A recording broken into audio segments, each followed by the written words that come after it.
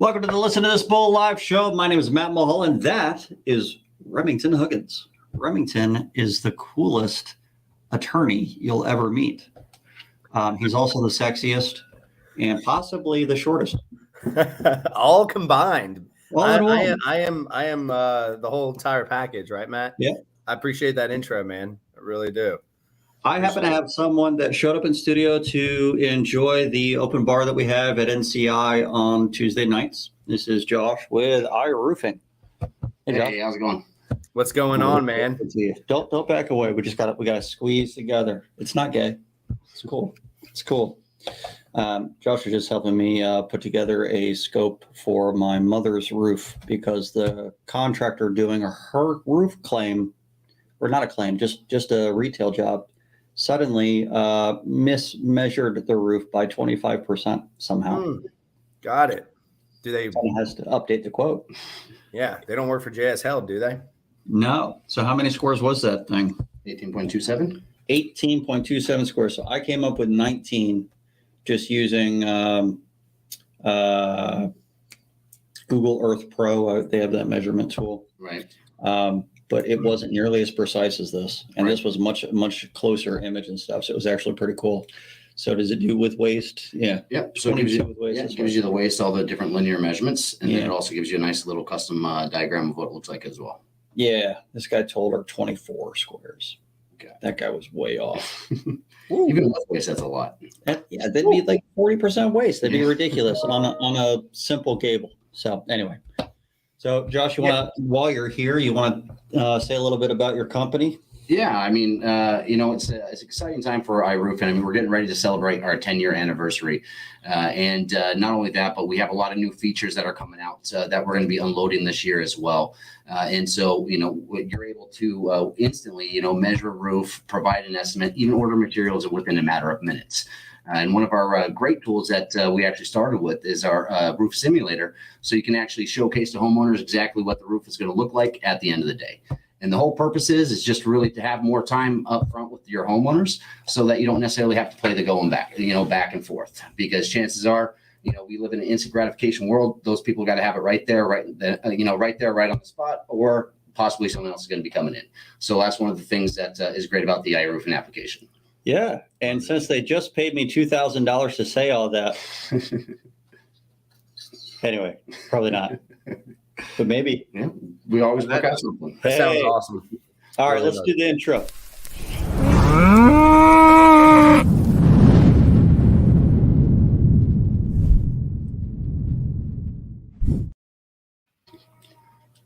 So we're not attorneys, but there is one guy that is. He's a ball of attorney. My kids call you Big Law. Did you know that? Do they? Yeah, they do. Hey, that makes me feel good, man. I'm just glad they're on my team, Yeah. I don't know if that's what they meant by that. I think it is. I'm gonna go with that. You know what? It'll help you sleep at night. I'll let you have it. Absolutely. Absolutely. If you guys have ever used iRoofing before and have some experience, I would love some commentary about that in our comments. This is a program that I've played around with during a convention. Josh pulled me to the side and forced me to use this program for a while. And it's very simple. It's simple.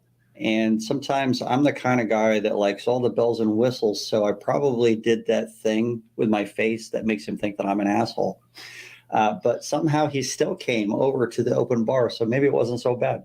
Yeah, no, you're a great guy. And here's one of the things too, is, I mean, it's not only from satellite, but we have our aerial imagery called Clear Roof, which is done by Seasonal Airplane Imagery. You can also do it through blueprints, and then you can also do it through drone imagery, which a lot of my guys are starting to utilize. Can they upload to it? They can. No shit. Right there. Actually, right on the that's spot. Pretty cool.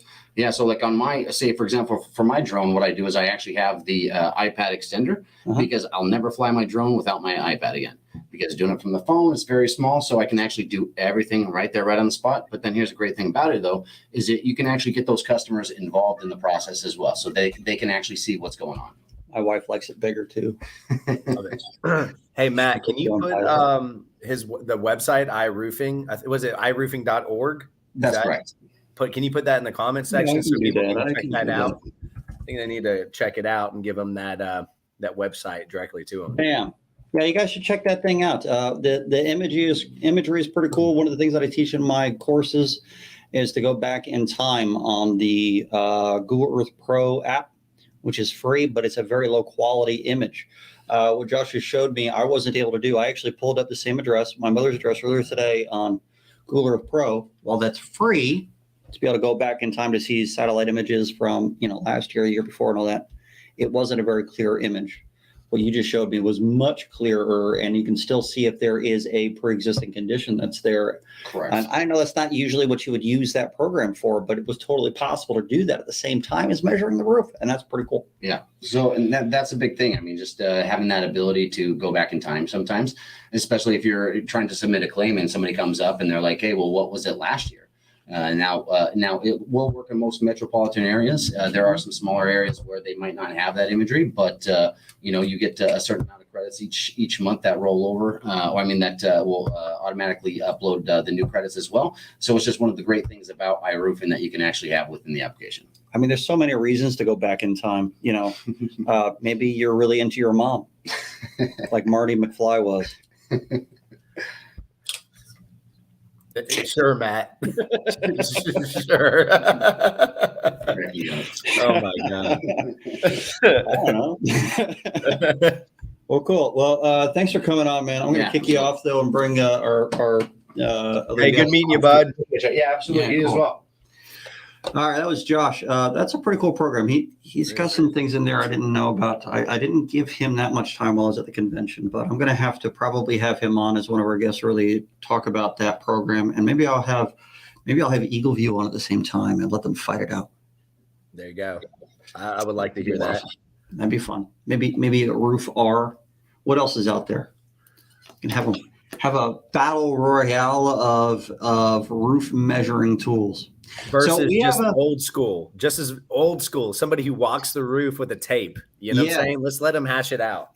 Yeah. I've done that. Hover, I've seen you do it. Hover for sure. Thanks, John. Neck Tattoo was posting other ones. I don't know what else is out there. I can tell you right now, none of them had that go back in time feature that I've seen so far. That's something that you would normally get from like a near map or Google Earth or something along those lines. That was actually a really, really useful feature. I didn't know it was in there until today. So might be worth looking into, guys. That's iroofing.org. All right. So our podcast today is about industry podcasts and whether or not we suck. Industry podcasts. Do we suck, Remington? No. All right. Do others suck, Remington? Yes, very much. So I got a guy who does his own podcast called the Pain of the Claim podcast. And it's relatively new and it's an industry deal. And there's a lot of podcasts that are popping up in the industry. I wasn't the first public adjuster podcast. There was Vince Perry. There might have been other ones. But there's definitely a lot more than there used to be. Same thing in the rest of the insurance realm. So the question is, are some of these worth listening to? Matt, we are the first public adjuster attorney podcast. I would have to say that. Are we? I would say we are the first. The pub attorneys. Yeah, there you go. There you go. There might be something to that word, pub attorney. I'm not an attorney. I'm a pub attorney. All right, so I'm going to bring on Jeremy LaVille, and he's a public adjuster out of Texas, has Remedy Claim Services, I think. He also teaches and is an instructor and a coach for Vince Perry, who I mentioned earlier, his commercial claims advocate stuff. So I'm going to bring him on without further ado. Jeremy, how are you, sir? Hey guys, how's it going? Doing good, bud. How you doing? Man, I'm hanging in there. I was just busy coming on shooting a worthless podcast earlier, so I'm glad I could make it onto this one. There's just so many. So many. I want to say, and this is a stupid whole title for a podcast, to be honest. This whole premise for today's show is a little bit silly, and I'm hoping that our audience drives us in many directions. But I do want to say this. There are a very small amount of podcasts in our industry that are worth listening to. I think that the biggest issue is that most of them just become interview shows more than anything else, where somebody brings on someone else that's maybe a possible sponsor and just promotes their thing for the next hour. Do you get anything out of that kind of a thing? Well, I mean, it kind of depends on who your audience is, I would say. It depends on who you're trying to help and what you're going after. I think that there's a lot of value. There can be a lot of value in stuff that people are just simply unaware of, because I think in the public adjuster world, it's really common to see a bunch of one-man shows out there. I don't know if that's the right way to put it, or one-man shows that are out there. What about women, Jeremy? Oh, God. Women, yes, women too. In fact, one of my man, more and more. I mean, I can't believe how many's in our classes when we do classes. We've got more and more women, so we've got a lot of women shows out there as well. So, and just how you carve up your time, because there's a lot of stuff to do. So you're looking for those things that help streamline the process for you. So, I would say that there's some value in it, but I don't know how much, I guess. What is that behind you? What is that behind me? Look at that. Look at that guy. It's my good buddy, Matt Mulholland. That's who's behind me. Nice. That's actually a pretty cool image. Matt was a guest on our podcast. So is that your thumbnail from that podcast? Yeah. That's pretty good. All right, cool. Yeah. That's our promotion. So I'm editing the video on that currently. It should be coming out in the next week or two. So yeah, I know we recorded it a while back, but I mean, that's the issue with a lot of these things. If you're going to have high production value and have some editing, then it does take time and it takes a lot of effort, and you don't get paid for that. Right. So, we decided the whole reason we started this show was because I didn't have the amount of time necessary to edit the 10 to 15 minute videos that we were publishing before that. And I needed something that was live and not edited and immediate. So we started to listen to this Bull live show, but I wanted there to be a topic, and then we actually talk about that, and we left it open to people to ask questions. So if you're watching this right now, understand that the whole purpose of us being on here is to answer your questions. If you don't ask us questions in the comments, then we're just going to talk about bullshit that we think is important and not the stuff that you think is important. If you want to drive our conversation into somewhere worthwhile for you, we'd be happy to go down those paths. Please post stuff in your comments. There's an attorney and 2 public adjusters. What kind of questions could you ask? Ready to answer. I like podcast questions. I like stump the adjuster questions. Those are always fun. Tell you what's really impressive about Jeremy, and I met you recently in Galveston at Cal Spoon's event. Right. Jeremy is one of those guys that can boil down something into a very simple term or issue, like one very short sentence long thing, instantaneously.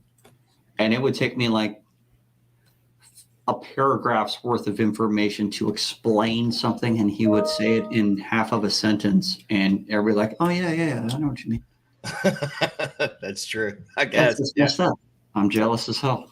That's what I try to do. Is try to keep people interested and engaged. And if you can give them a thought that they can walk away with, as opposed to a 45-minute explanation, they can pull that thing out of an arsenal at any point in time and use it. That's the key. I like to call those my arrows, for sure. I feel like it's more political. It's almost like the political jargon. Herman Cain had the 9%. And now I can't even remember. I had it on the tip of my tongue. What simple terms in politics? I don't even know what I'm trying to say. I can't even boil down something that's already boiled down, Remington. I can't do what he's doing, and I'm trying to describe one that's already done. Jeremy, do you have some like key go-to sayings or principles that you can boil down? Well, sure, yeah. I mean, one of the things that I shared with Matt pretty quickly. Did you get it, Matt? I don't want you to lose it. 999. Gabe helped me out. Thank God. And I don't remember what it stands for, but it was something simple, and everybody understood it right away. Yeah. And now I'm just being laughed at. Thanks. Thank you. I appreciate it. So yeah, it's one of those things. If you can boil something down into something simple, people will understand it a little bit easier. Doing that with adjusters is really powerful. I was impressed with it. Well, I mean, like one of the things I told Matt was, insurance is a product, not a service. So remember, when you go in and purchase that product should be what that product is, and it shouldn't be fluid based on what's going on. So when you go in and buy a policy, does that policy cover O&P? Does that policy cover wood rot? That policy on the day you buy it should do the same exact thing it does whenever it has a claim, whenever there's a claim filed against it. You fulfill those duties after a loss, and then you present, for lack of a better term, your preponderance of evidence to the carrier as to why the policy should be enacted.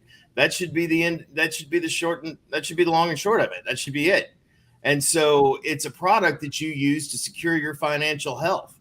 And I didn't write the policy. They wrote the policy.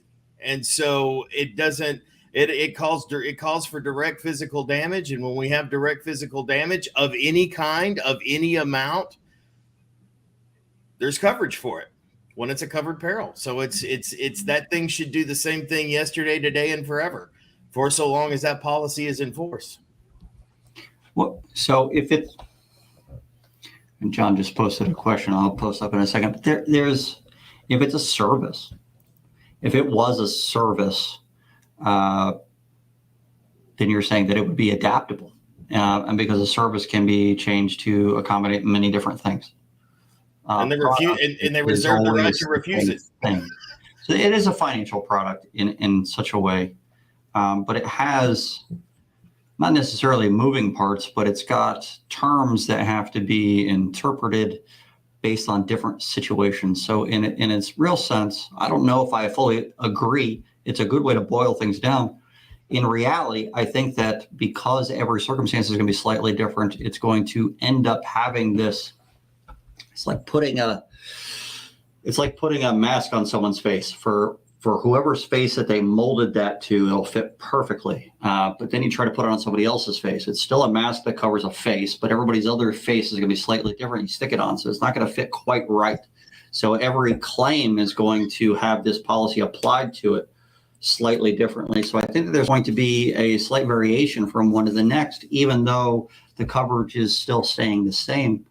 So from a conceptual standpoint, what you're saying is really nicely boiled down and would help explain something to a layman really easily. But there is definitely some caveats to anything that you boil down. And I'm not trying to say that's a bad thing. I still think that it would be awesome to be able to do what you do. Well, I still appreciate the ambiguity that exists within a policy, and being able to boil it down to one sentence or not one sentence. I mean, it's anecdotal at best anyway. You know what I mean? And where it applies and how it applies. It's just to bring a broader understanding of how something works, as opposed to, because you're sold that it's a service. You know what I mean? You're also sold a premium. You're sold all of these different things. And it's not exactly 100% true, because people don't really get into understanding what it is that they bought. So. All right. I got a comment up in there from Jerry Petrusek. That's the best I got. If Unruly desk adjuster, Unruly one, is responding back with denial letter stating wear and tear / maintenance and not answering any questions regarding the property or inspection, even after a letter of rep has been presented, what would your next step be? They're not answering any questions regarding the property or inspection. I'm confused, because saying that the property is wear and tear and lack of maintenance is answering questions about the property. So I'm just a little confused about the question. If a denial letter is sent with that and follow-up questions are given asking for clarity or something along those lines without a response, then what would you want to do if there's no response? And then he follows up with old damage. So, well, go ahead, Remington. No. Hey, I think if he's asking, the public adjuster's side of this, and then I can add on to that. That's good with me, Jeremy. So you take it, bud. Well, I would. This is what I would do. And Matt, you feel free to chime in on what you would do. You know what I mean? I would probably call the main 1-800 number. I would let them know who I was. I would let them know that my letter of rep was on file, and that there seems to be confusion with the desk adjuster that's been assigned to the claim, because he thinks we filed a wear and tear maintenance claim, which is not a covered peril, as opposed to whatever claim it is that you're filing, and see if we could get a different adjuster assigned to it that understood that we weren't filing a maintenance claim. Now, unless it is wear and tear and maintenance, and that's what you are trying to claim, in which case you deserve the denial. But if it's some other cause of loss, like wind or hail or something like that, then that's what I would do. I would just call and say, hey, it appears that he thinks we didn't file a wind claim, and we did. all right. Well, if you file a wind claim and they do an investigation and they determine that the cause of loss is something different, then they might give a denial letter showing that as the cause of loss. I find that often when they do a wear and tear maintenance denial, they're going down those paths, then they are ignoring concurrent causation, or they're trying to stipulate that wear and tear or improper maintenance is the proximate cause, when in reality, proximate cause might be hail or wind instead. And they're ignoring the concurrent causation items. But the real question here really doesn't have to do with whether or not they are applying coverage correctly, which they probably aren't from your premise. The real question here is if they stop answering you, and they don't answer you at all, and apparently they're unruly on top of that, so maybe the answers that they did give were really rough, then what kind of recourse do you have? Is there a next step if they aren't answering you? I know if I got Remington involved, they would totally answer Remington. Well, let's just take the attorney out of the equation. It matters, of course, what state you're in. If you're in Florida, let's get the policyholder and the public adjuster to file a CRN. That's going to escalate the claim, right? It's going to get new eyes on the claim. Typically it does. If you're in Georgia, send a bad faith demand. That should get their attention. And I say this as the policyholder, get your policyholder to write off and sign off on that bad faith demand if you're in Georgia. I'm using different examples for different states. Do something where it's going to bring attention to the file, bring attention to the claim, and potentially escalate it for a new set of eyes to take a look at it. That would be my suggestion. Even if it's filing a complaint with the DOI. If you file a complaint with a DOI and it's with the desk adjuster, typically the supervisor is going to be taking a look at that file. Yeah, I think anything that you can do to build leverage suddenly is a good idea. I would go DOI complaint, even though it's probably not going to go anywhere. It does put it into someone else's inbox within that company. So their manager is going to end up looking at it. Somebody's going to end up looking at it. There's going to be a claim reviewer. And if they see where they went wrong in different places, they probably won't admit they went wrong. But then if you give them some kind of hope or some kind of out on something else, they might grasp at it. I tend to like to keep information in my back pocket, something that if I give them this information, I'm technically giving them new information. And it could be something really mundane, but new information to the point where they could go, oh my God, if you'd have just told me that to begin with, we'd have just paid for this claim. Now we're going to pay for the whole claim. I wish you had just told us that to begin with. In reality, that's just them bullshitting their way out of the corner. If you paint them into this corner where they're wrong, then they're at the point where they have to admit they were wrong. They have to admit that you were right. And if they do that sometimes, then it has consequences for future claims for that company. So if you paint them towards the corner without going all the way there, and then give them a little bit of new information that they can grasp a hold of, this is the out. Allows them to save face, allows them to say that they didn't deny the claim for the reason that you said. They denied the claim because they didn't know this one little piece of stupid ass information that really doesn't matter at all, but they have something to grasp at. It allows them to provide coverage without saying that you were right and they were wrong. And so there's no consequence for future claims. Painting them towards the corner and giving them a little bit of information is very useful. I can tell you this, there's also ways that you can build leverage and make this more visible. Sarah Parker taught me this. There's something called a visible complaint.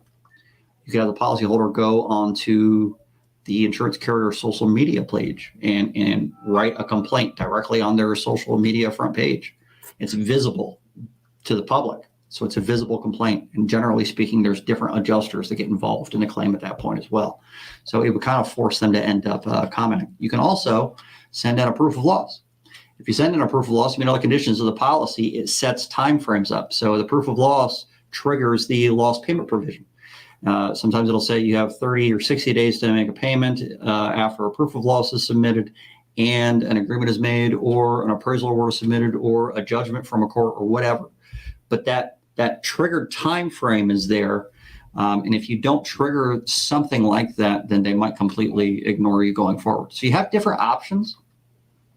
It's my thoughts. See you later, guys. I think we gave them a good bit of avenues to try and, get another set of eyes, because that's the key, getting another set of eyes on the claim. You bet, Jerry. All right, John had a question up here. Do you think contractors have more leverage by not using Xactimate? Having your own price and standing behind it rather than standing behind a third-party pricing program? What do you think, Remington? This is a good question for you. See, I was thinking this is a public adjuster's question. I really do. Have you dealt with any claims, Jeremy, where there's a contractor that uses their own pricing instead of Xactimate? Matt, let me tell you why, though, just real quick, because attorneys don't write estimates, right? Public adjusters write estimates typically. But why do we do it? So I think it's more of a, the two, because there's three parties to each equation typically in one of these first party claims. You got the contractor, the public adjuster, and then attorney sometimes. There's just the contractor and the public adjuster who write in the Xactimates or gross bid items for work. So that's why I think it's a public adjuster's question. That makes sense. Jeremy, have you dealt with a contractor that didn't use Xactimate at all? Several times, actually. Yeah, I've got one that I work closely with often that doesn't use Xactimate. In fact, that's how we started doing business together. Is because he didn't use Xactimate. He had his own pricing, and it was basically kind of cost plus is kind of how he priced things out. So the cost of the job plus, whatever his margin is, and he sent it up, and the carrier basically insisted that he go back and put it in Xactimate. I've seen that happen. As far as leverage goes, I think that there's a lot of power to an invoice, a cost incurred invoice. I think that there's a lot of power behind that. I think if your prices are fair market prices and whatever that definition is or is not, you know what I mean? I think in any world you've got good, better, best, and so you just kind of have to look at each individual situation, kind of like Matt was talking about earlier. I think that there's a lot of power behind that. I think that there's a lot of power behind them telling you that you could choose whatever contractor you wanted. And this is the contractor we've chosen. I don't believe that there's any place in the policy from a public adjuster standpoint. I don't believe there's any place in the policy that gives the carrier the right to set the price of what it is anyway. So, I think that there is some leverage there. I think it's got to be appropriately leveraged and used in that fashion, because as a contractor, I would just be a dude with an invoice as opposed to trying to argue the finer points of an estimate. Yeah, I've dealt with retail contractors that used my company as their insurance department. And I've dealt with a lot of For lack of a better term, I'm going to call you guys storm chasers just so that you understand the difference between retail and storm chaser. All right. I know that you don't probably chase storms. Most of my guys were local, but they only dealt with insurance claims. So you got your claim handling, your restoration contractors, and you had your retail contractors. The ones that were retail that had their own pricing sheets, their books that they would lay out, and they would go through and they'd say, this is how much this costs. This is how much that. They presented a good, better, best, that kind of a thing. Those estimates were very basic. It was this amount per square, this amount for anything additional. You know, if you were going to upgrade different things, they had different amounts. Those kind of estimates were a hell of a lot easier to deal with on the public adjuster side because they were legitimate. That this is exactly what this company charges, regardless of whether there's an insurance claim or not. So, from a standpoint from a public adjuster, the policy generally says that we will pay the amount that's reasonable and necessary to repair or replace the damaged property. If you are a contractor that is presenting your own estimate and it is the same amount that you charge for anybody doing the same type of work, then how could they argue that it isn't reasonable? And if you're performing all the same actions you would normally, then that's necessary. So that amount of loss becomes very reasonable, even in the carrier's eyes. And especially if the policyholder has already hired you and incurred that cost and signed off on a contract with that amount, that's great. It's the contingency model that we see that has problems. The roofers that, and well, not just roofers, any insurance restoration contractor that uses a contingency contract, which is the vast majority of our roofers. If you're using that, then you're basically inviting the insurance carrier to set the price. And then you supplement to say, well, your price isn't good enough. I told you that we'll do it for the price that you agree to, but your price isn't good enough. Let's see if we can come to a better agreement. And then going back and forth on that, if you use a different estimating platform and a contingency model, they will force you to use theirs. And they kind of have a point because you still said in your contract that you're going to do it for what they approve. So they have to come to an agreement and approve a certain amount for you to have anything worthwhile. You haven't agreed to a price with the policyholder. You're thinking that your cutoff point, the amount that you want it to be, is the only amount that you do it for, but your contract doesn't say that. Those contingency contracts have a lot of problems. I know they're easier to sell. I used to use them. I'm not saying that you're bad for using them. It's a lot easier to sell than trying to get a homeowner to sign off on a dead number where you say that the policyholder has to pay the difference between what the insurance company pays and what you are charging. That's very hard, but it's a stronger contract. So we're talking about whether or not you have more leverage or not. And you definitely would have more leverage in those cases. And my 2 cents on this is, like, if it gets to my desk, I truly don't care if it's an Xactimate or, you know, a lump sum, so to speak. As long as you can defend, as the contractor, as long as you can defend that figure, that's what I care about. And have foundation behind it and say, this is why I arrived at $100,000, not having to be lined item out with 37 items. So that's all I care about. Yeah. My freaking Facebook Messenger is blowing up. People keep freaking texting me. Anyway, question on the board. Argument is, what percentage of our Xactimate could we define as reasonable?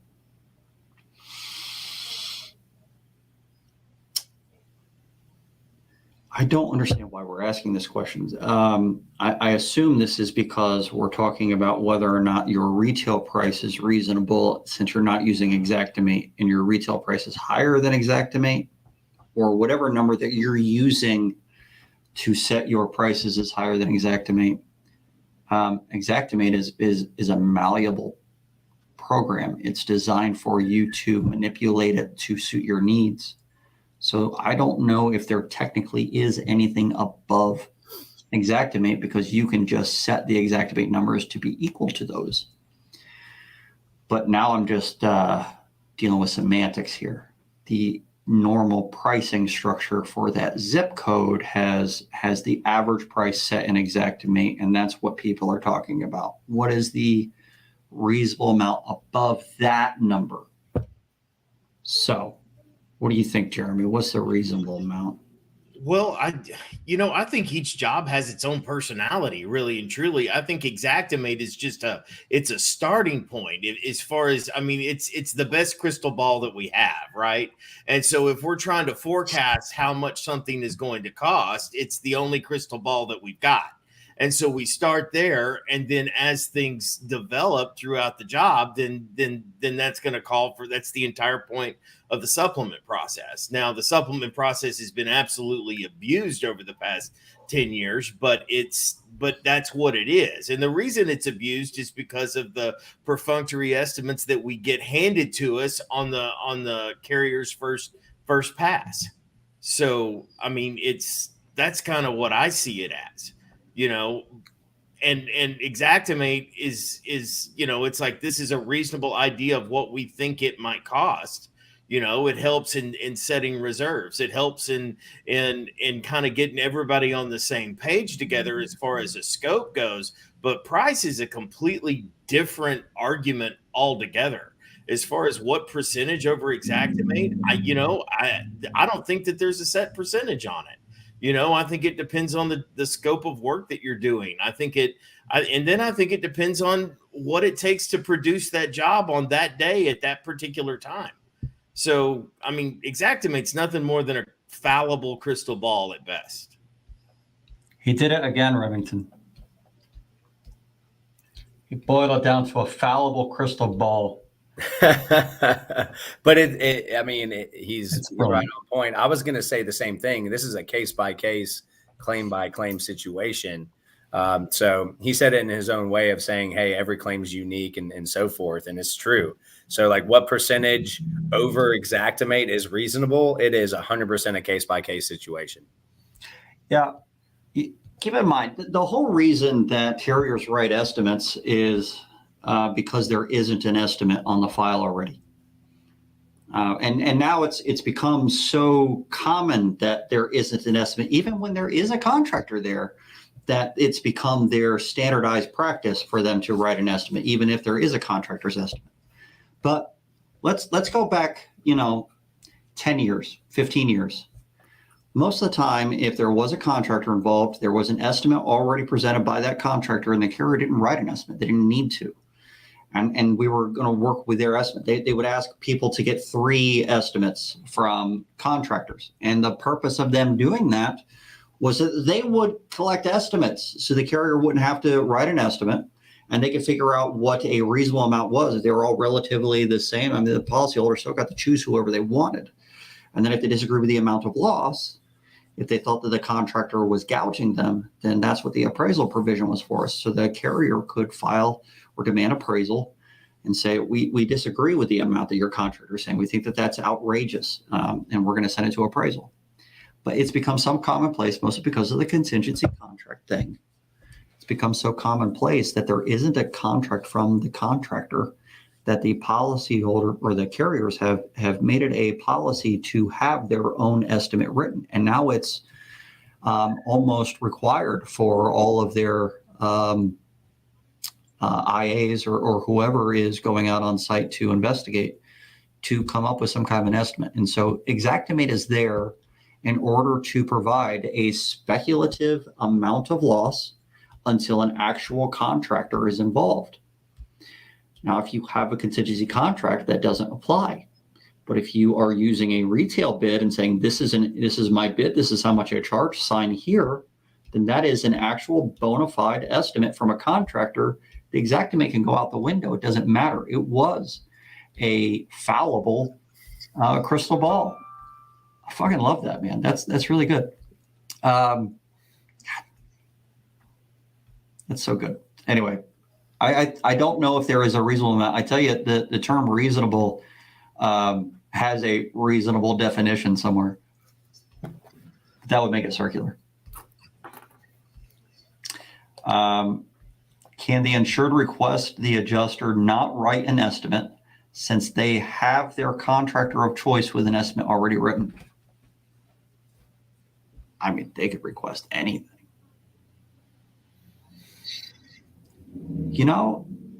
I kind of doubt it at this point. I think that the adjuster might write this. So they have different ways of setting a reserve. There are certain types of reserves that can be set, or different ways, methods, and each state actually has that statutorily or codified in some way on the methods that a carrier is allowed to set a reserve. And one of those methods is to write an estimate. And I think that the vast majority of carriers at this point have applied that methodology as the way that they set reserves. So I don't know if at this point you really could make that request and it actually be taken. Well, you can make the request, Matt. They don't have to follow it. But I mean, because I read these things literally. But I mean, hey, please don't write an estimate.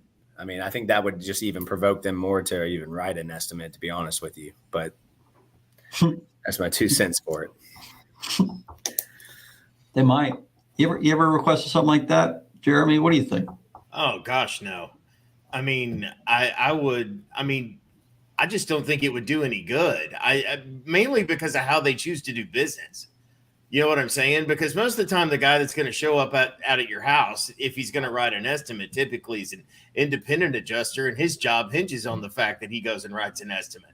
To take that off of his plate is outside of what his purview is, what he's been hired to do. So he's going to go write an estimate, whether you ask him not to or not, because that's how he gets paid. So I mean, what do you think about? He can't go home and he can't go back to his hotel room and email his supervisor and said the homeowner requested I not write an estimate, because I know what I would have told anybody when I was a storm supervisor, like, you write an estimate anyway, because our customer is the carrier and they've requested us to write an estimate on every claim. So they're not really there to request anything of you. What do you think about carrier guidelines or best practices documents given out to IAs that stipulate, estimatics, how to write an estimate about something? Do you think that should go out the window if there's a legitimate estimate provided by a contractor? Well, I mean, as far as them giving guidelines, because the vast majority of independent adjusters that don't have any construction experience, the guidelines are a nice handy thing to fall back on. If there's a contractor that walks up and says, hey, here's my estimate. I used to ask every contractor that I knew when I worked on the carrier side, can you send me the ESX? Because my job just got easier. And so I would just import the ESX and take a look at it. And then I would apply my guidelines to it and then go from there. Because often it doesn't really, I was in a position where I didn't even have the policy in most cases. So whether or not something was covered, I was there to write for damage. And this is and I enjoyed working with contractors, but I was always more policyholder advocate than carrier advocate. I used to tell homeowners all the time when I was there, it's like, I have no interest in saving this company money, none whatsoever. And so if you've got it, show it to me. And I essentially still write the same estimate that I've always written, as a public adjuster as I did as an IA. Now my knowledge has expanded, and obviously my estimates have grown based on my understanding of what needs to be done from a construction point of view, and learning Xactimate and how I communicate what it is that I think should be done in the Xactimate language, so to speak, or nomenclature, if you will. Yeah. I mean, what do you do? I mean, what would you do? I mean, what do you like to do? Well, to go back to my question a little bit there, the guidelines that are set by the carrier, these estimating guidelines, they're like rules of thumb. That's why they call them guidelines. They don't call them absolute must. They don't say you shall write it this way. These are guidelines. Guidelines are rules of thumb.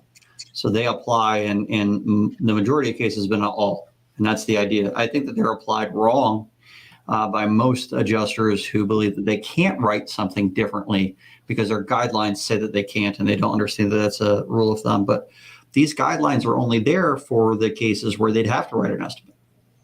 outside of them writing an estimate. And you're absolutely right. If you send someone an ESX that's already done and they're allowed to accept it, some carriers don't allow their people to do that. But if they are allowed to accept it, you've done so much of their work for them that they're more likely to work with you, or at least provide coverage. They're probably going to remove all the same line items that their guidelines don't allow anyway. But if you had a retail estimate to go along with it, an actual signed off on bona fide contractor estimate in hand, then the guidelines wouldn't necessarily apply at all. Those guidelines are for when a carrier writes their initial estimate as the fallible crystal ball, not That is as correct. Right. Yes, So that is the whole point of guidelines. Yep. Fallible crystal balls. This episode is going to be retitled to Fallible Crystal Balls, and we'll have yet another episode about balls. Remington, how's that feel? That feels great. I love it. Half of consumers pay more than an algorithm average for their necessary repairs. Retail quotes are the price Xactimate tries to emulate. The word reasonable is unreasonably vague. That's not a question, but very true. I agree 100%. It's subjective. To a reasonable amount anyway. Yep. Well, so podcasts suck. Well, what are you drinking, Matt? Yeah, I got gin in this. Yeah. Nice. I've never really been much of a gin fan, but that's been my go-to for the last couple of weeks. Really? Gin and ginger ale. Gin and ginger ale. It's so good. Hey, Jeremy, behind your podcast, The Pain of the Claim, I love that saying, by the way, do you have like a pillar behind like what your like objective is for the podcast itself? I mean, listen to this bull and hearing Matt, I think, everybody gets the gist that it's unfiltered, and, to call out the BS on the insurance carrier side as well as the policyholder side of things, and then call that out, because Matt's done that multiple times on many podcasts, has called out, what public adjusters are doing wrong, attorneys or contractors and so forth. But I think that's like the gist. Do you have a certain kind of pillar behind the podcast itself? Well, it's right there in the name of it. It's just the pain of dealing with claims. It can be anything from your process. It can be anything to unruly adjusters. Now, I know those don't really exist and they're mythical in nature, but it could be dealing with that. I mean, we do a segment the first Monday of the month. We do something called Law and Policy, where we have an attorney on as well, and we kind of discuss the finer points of claims handling from a legal standpoint. The audience is kind of is really more geared for the public adjuster and the contractors that are out there. And it's also an effort to basically, kind of spread, to evangelize the idea of a consistent, uniform approach to claims handling. You know what I mean? And so if we can get that word out and we present more of a united front on this side of the table, that becomes, because we're stronger together, right? You know what I'm saying? And if everybody is kind of saying the same thing, that's the point of our podcast, is to kind of rope that stuff in. And, because everybody's got the same sort of complaints. I mean, if you're active on Facebook at all and you're in this industry, I mean, I cannot tell you the number of times I've seen co-coverage come up just this week alone, and so, and how that is processed and how people see that, we should do an episode on that, Remington. Yeah, I agree. That is a full episode for sure. But you're right. I mean, people have the wrong impressions about things, and some of it's so state specific, and it goes from one place to the next. But and that can cause its own pain in the claims process, because you think how something works, and in reality, it might work somewhere completely differently because of case law that isn't very visible. I've been meaning to ask you this, Remington. How the fuck does an average person know about case law? That they don't. I mean, that's just the simple answer to it. If somebody is a research guru, you know, they can get on Google and, you know, there's some websites that hit some really high topics in law. But if you go down this narrow path of trying to figure out exactly case law for an average person, that's not in this industry, then they're not going to be able to know. They're How can just you not. interpret a policy then without knowing case law? Well, I mean, I think we're talking two different things here. Case law, Right. which is what the law is in that state, and how when issues are brought to the court and what the court decided is the right direction, versus policy, which is not case law. It's, you know, a contractual agreement between two parties. It's just called a policy rather than a contract, but it is a contract. So I mean, they are two different things in my eyes. But there are general case law, like to kind of tie it in for you, Matt, there are general case law. Like for instance, if there's, you know, if the policy is ambiguous, it goes against the drafter, right? That's pretty much across the board in the country. But there Right. are, you know, other specifics when it comes to appraisal provision of the policy and when is it enforceable and when is it not, and things like that. That's obviously absent of the insurance policy itself. And each state is actually different when it comes to that issue. Sometimes a lot of them are the same, but it is different. So let me use that example to go forward with this question. So we got our appraisal clause in the state of Georgia because of case law. Amount of loss means something different than it does in the state of Texas, for example. Even though the same policy might be sold in both states and the appraisal language is identical in both states, how can someone interpret that in their own policy without knowing the case law? How can someone read it in plain language without knowing the case law?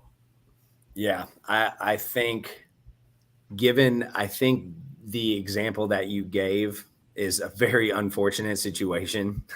I just do, just because, for example, the plaintiff's attorney didn't even show up to the hearing, right? So he didn't even have a voice. And so bad law happened, and you would have to just, well, what is amount of loss? It's defined, the Georgia courts define the amount of loss in their own way, which was unfortunate. And that is different from a different state. What'd you say? Texas is, I think that was your example. Basically every other state except North Carolina. Yeah. So what typically happens is, and I know you've seen it, where when there's an appraisal request, the carrier sends back, you should check out Lamb v. Allstate, where they actually define amount of loss. And so that's applied to the policy itself. And they desk adjusters will send that to homeowners, you know, that state. Let me ask you this then, and I'm going down this rabbit hole with you right now. Does a decision like that reduce coverage? I think it reduces I don't know if it reduces coverage or the policyholder's rights. Does that make sense? Because coverage is coverage, but the right for a policyholder to go to appraisal and to get a fair award is definitely reduced. So I don't know if you would consider, I guess you couldn't consider that coverage. But I think coverage is, if there wasn't coverage, you wouldn't be going to appraisal, right? Sure. So I feel like they're two different things in the sense of. Well, I'm going to give you my argument as to why I think it might be coverage. Okay. No, and I want to hear this out because I agree with you. Yeah, I could make the opposite argument. I feel like it's I could take both positions, but the standard fire policy is designated as providing the minimum amount of coverage for fire type policies in the state of Georgia. And the standard fire policy has to be adhered to even for the perils of fire and lightning. Even on the suit limitation period, that mattered for the perils of fire and lightning because it was a fire type policy in Georgia. So the appraisal clause, minimal amount of language in that, or the minimum amount of coverage available to you, had to have at least that kind of language there as its minimum. So could it be considered coverage in itself? And if they do, if it does reduce coverage, and this is where I'm going with it, if case law can reduce coverage, does that bypass liberalization clauses in policies? Meaning, should the policyholder be given a monetary incentive now that the coverage has been reduced? Should the policies pay them back a little bit of premium dollars if coverage was reduced? Because if you do have a reduction in coverage, there has to be a reduction in premium. Yeah. Well, to be fair, sometimes the standard fire policy actually extends coverage. Sure. Right. So let's just say the State Farm policy says 1 year suit limitations period. Standard fire policy says 2 year suit limitations period. Right. So I think it's a kind of a double-edged sword. I get what you're saying. The states in I can't say off the top of my head exactly how many states have the standard fire policy or adopted. It's the majority. There's a ton. Yeah. There's a good handful. Yeah. What I'm trying to, it is just this is the, like you said, I think what you're trying to say is that this is for any type of fire or lightning loss. This is the bottom floor of coverage that all carriers in that particular state must provide to their policyholders. I'll give you a different example, and maybe it'll change things up. Let's go with the prompt notice decisions that have been made across the country lately. Yeah. If filing for hail and wind requires prompt notice, and the definition of that has been set for at least the perils of hail and wind in a state is set to 1 year. And before that decision was made, you could file a claim 2 years after the date of loss on a hail event and be given coverage. Since now prompt notice has been designated as being interpreted as 1 year by a court system, so there's case law on this. Is that a reduction of coverage caused by case law that then would prompt the entire policy that now has reduced coverage to kick in some kind of a premium discount? I think the courts have defined the terms of the policy. I don't think the policy itself reduced coverage or not. I just think the courts defined it. And so they're not really changing the policy. Yeah. Well, you're just saying what the policy is interpreted as. So to piggyback off of what you're saying, like state by state in Georgia, you're right. There is federal case law that you have 12 months. That's that prompt notice window. If you go to state of Florida and it's a named storm, supposedly you have 3 years per the statute. You know, I know statute's not case law, but we're running on the same. We get the gist. It's the same idea, yeah. So if you don't know what the statutes or the case law is, how do you interpret a policy? If it's supposed to be in plain language. Hey, if you are, that's why I say it every day. Like if you are a regular homeowner or a commercial building owner, and you really do have a loss, you're fucked. You have got to get a public adjuster on your side. Like if you don't have Jeremy, if you don't have Mulholland, you're in trouble. Like, and I tell people this all the time. You're such at a disadvantage. Truly, like all my relatives, I don't care what state they're in, Ohio, Kansas, Texas, you name it. I tell them you need to hire a public adjuster ASAP if you're going to have a loss, because you, like you said, Matt, you are effed if not, so to speak. So, Jeremy, do you have any input on this when it comes to, a person that's never handled an insurance claim, has a fire at their house? Like, how are they not at a disadvantage when you're going to have this IA that comes out to their property, or even just a payroll individual adjuster, field adjuster come out and start adjusting the claim and telling them that, they're going to do the right thing and everything else? I mean, it's if you think about it, it's a bad situation for that policyholder. Man, let's for a minute assume that the carrier did everything that they were supposed to do. And they paid the claim exactly how it should be paid. The proper navigation of a claims process is outside of the expertise of your general layperson, for lack of a better term. You know what I mean? And what they can do, how they can, it's just too easy to commit breach You know, the document that you signed and the things that you agreed to do, it is just way too easy, and they can deny those claims. Do you know what I'm saying? And legitimately so. But as you all know, is that I have yet to run across in my career where the carrier opened with an estimate that was 100% accurate and addressed the damages as they should be addressed. I still haven't run into that estimate. I don't know if you have, Matt. You've been doing this a little bit longer than I have. Yeah, but I've never run into that. And so it does happen. It's rare. But I mean, and the reality is that now you're asking a homeowner to go and even have the expertise to know whether or not the carrier has done anything wrong. So, I mean, in that regard at all, if you believe in any possibility that a carrier could be wrong and not provide you with the full amount of coverage that you've paid premium for, then yes, hire a public adjuster. If you think they're fallible, even one little bit, then I would hire a public adjuster without a doubt. And too many claims, something like, what is it, like 88% of claims in Texas, I know, go completely and totally unrepresented. And that's by like a substantial reputable contractor or by a public adjuster. And we're not even as ubiquitous as public adjusters are in the Florida region. I mean, we're all over. I mean, if you Google us, we'll pop up all over the place. But most people are completely unaware of this profession and that it exists and it's a resource. Even though in their Bill of Rights, it's written right there, you can hire a public adjuster. Unless you can't. Well, in the Texas Bill of Rights, it says you can hire a public adjuster. It's in the Bill of Rights in Texas.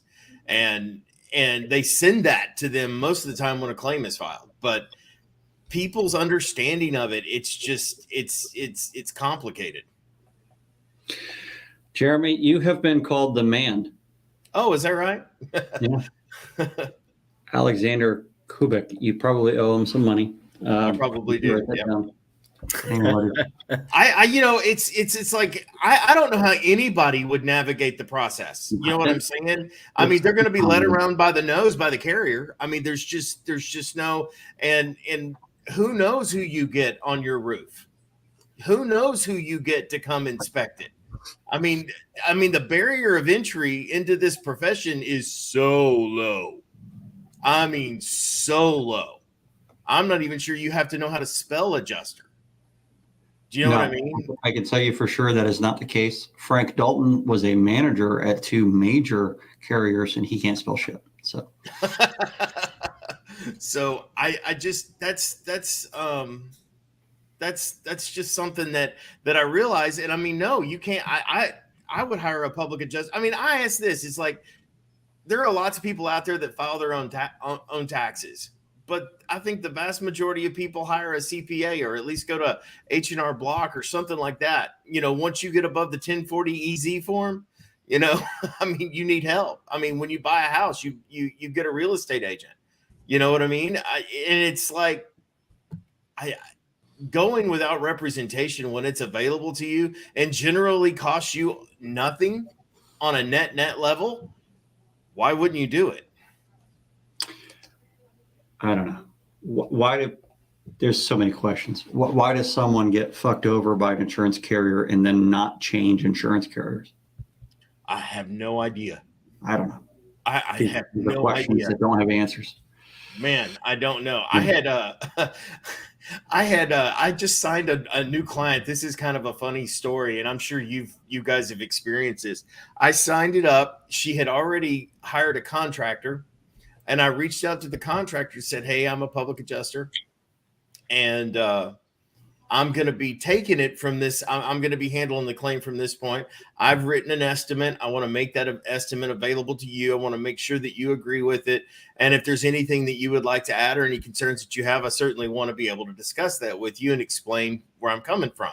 And she goes, so you're a public adjuster? I said, yes, ma'am, that's correct. And she goes, well, then we're going to go ahead and pass on this job because we don't work with public adjusters.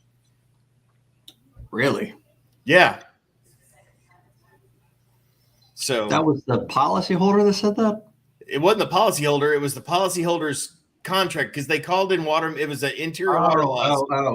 Okay. And they're probably Sorry. program people or whatever. And so, but it's Yeah. interesting. It's like, I can't believe you'd walk away from that. You know, I've had a lot of contractors that were retail contractors that didn't want to work with public adjusters. There's in the fire world, when you're dealing with a lot of fire clauses, there's a lot of contractors that do not want to work with public adjusters at all. They will do everything they can to kind of skirt around one if possible. And a lot of that has to do with the fact that the public adjuster can get them a lot of ACV money, maybe enough to warrant not getting the work done and just kind of doing something else. So the contractor might end up getting written out of the thing. So that happens a lot on the larger type losses, to be fair.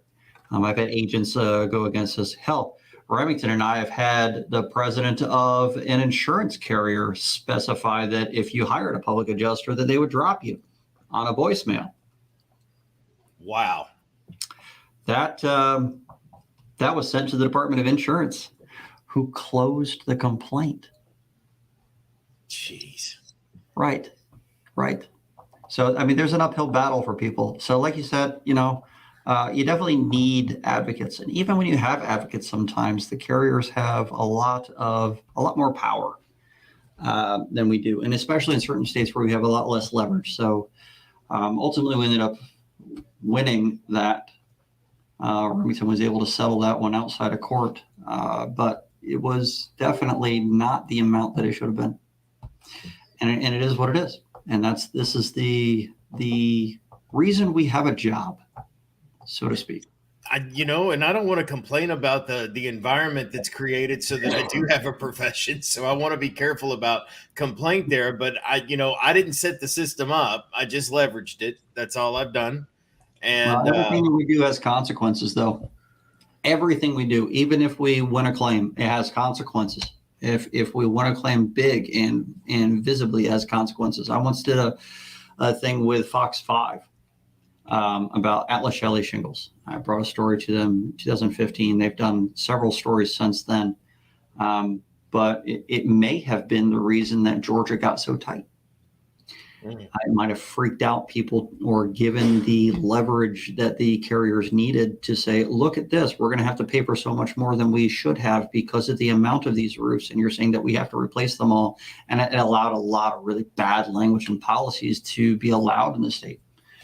So that was a big win for Georgia in 2015. For at least 6 to 8 months, every single one of those was paid for as a discontinued material. But then things started going downhill from there. And here we are in a position where we have no leverage in the state. And it might have been because of that. Good thing, arguably. So everything has consequences. There's no way to know what the consequences are going to be. For example, the consequences of drinking this are that I start losing some of the syllables from the word consequences. Love it. So anyway, it's been over time. We're not going to hold you guys up too much, Jeremy. It's been a pleasure. You're on YouTube. When do you start? Do you have episodes out already? Yeah, I do have some episodes out already. If you search Remedy Claims Consulting, and then you'll see the pain of the claim. I also do shots in the arm too, which are quick little educational stuff. Like I have one on Symbility versus Xactimate that you can get in there and look at. I'm going to be doing one on codes here pretty quick, and code enforcement and the difference between enforcement and absolution. So, which will be really good. So lack of enforcement is not absolution from the code. I like that word. You boiled it down again. Well done. Honestly, I'm looking forward to seeing more from you just because you are able to do that and make things a little bit simpler and easier for people to understand. I have a tendency of talking a little bit over people's heads, not on purpose. I'm trying to explain it. Can I do one cheap, shameless plug before we take off? Nope. Hey, if you're in the Dallas area, or if you care to travel to the Dallas area on the 1st of July, we are doing what's called Advocates United. It's a networking meetup event. Vince Perry's going to be there. Cal Spoon will be there. I think Alex Wang, which is Vince Perry's personal business coach, is going to be there. People like Steve Patrick are gonna be there. So a lot of industry big shots are gonna be there. So if you need to, just go to Commercial Claims Advocate and RSVP and let us know that you're coming. It's going to be a really, really good event, and we're going to buy some drinks and we're going to buy your food too. So it's a completely and totally free event. What date is that on? July the 1st. All right. I can't be there. It'll be at Dave & Buster's in Dallas off of Central Expressway. But man, you get to play video games too. You should have led with that. Yeah. So it's gonna be a fun event. Come out and talk to us. I'm gonna be emceeing the event personally, and so it's gonna be a lot of fun. So if you're in the area, please come out and check it out. Yeah, go check that out. These are good people. All right, Jeremy, I appreciate it. See you, Jeremy. He's probably gonna be out there like spinning some records and shit, right? MCing. Yeah, I mean, that's what MCs should do every time. The next time I MC an event, I'm going to demand that I have a turntable. There you go. I think that would make the event better. With how horrible that I am, people could laugh at me, and at least they're laughing, and I'm okay with that. I love it. That was fun, man. That was we got we kind of hit on a lot of different topics there. It was. I mean, and ultimately, the whole episode's boiled down to one thing. Podcasts suck. Well, I don't even know why that was even a topic of discussion today. I know I had no title, I had no topic. I throw that on there. Next time you do that, just ask me before you do that, and I can. Yeah, maybe that's a good idea. Just be like, hey, Remington, you got an idea? Yeah. Be like, yeah. Like, I do. And Matt, don't title your podcast while drinking. How about that? That'd be good. There you go. I love it. All right. We'll see everybody next Tuesday. Yep. And don't forget, you can go on to listentothisbull.com and get some swag from there, guys. We could use the financial benefit of you buying stuff. That would be really awesome. We don't make money on this thing, at all. We just take our time out of our day to do this. It'd go into equipment and everything else. So. There's thousands in equipment. It's ridiculous. It is. It's insane. Please help us. Awesome. You guys have a great night. Tell people about it. We need more subscribers. All right. Thank you. See you later.